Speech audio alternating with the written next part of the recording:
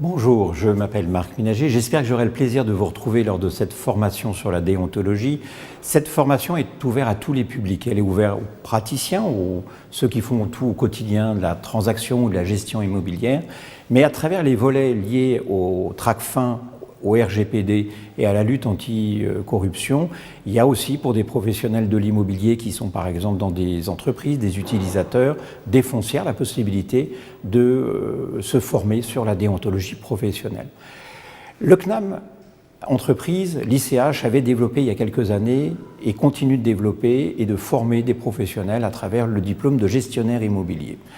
Dans ce cadre-là, les gestionnaires ont besoin d'une carte professionnelle. La carte professionnelle est délivrée aujourd'hui par la Chambre de commerce et il ne peut pas y avoir d'exercice professionnel ou d'entremise ou de gestion qui se fasse sans une carte professionnelle.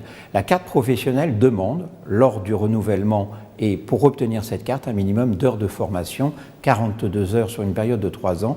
Elle demande aussi un minimum d'heures en matière de déontologie.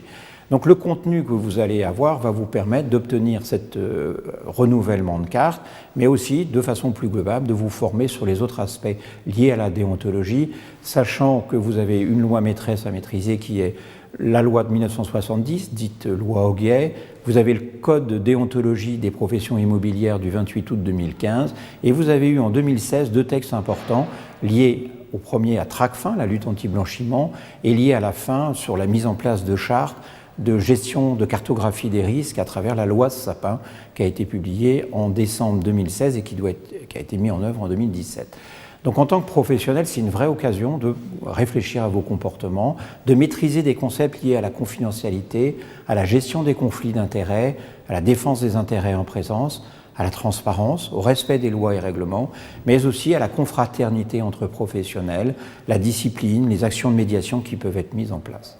Les deux points sur lesquels on insistera lors de cette journée de formation seront la lutte anti-blanchiment, puisque vous avez un volet qui a été clarifié avec la loi Elan du 23 novembre 2018, qui va, on le sait, avoir un volet un peu plus répressif avec la répression des fraudes à partir du moment où les textes ont été clarifiés vis-à-vis du rôle du CNTGI.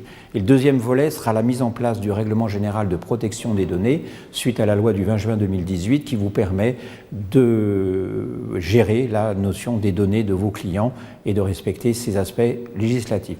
J'espère vous revoir lors de cette formation-là et au plaisir de vous revoir très rapidement.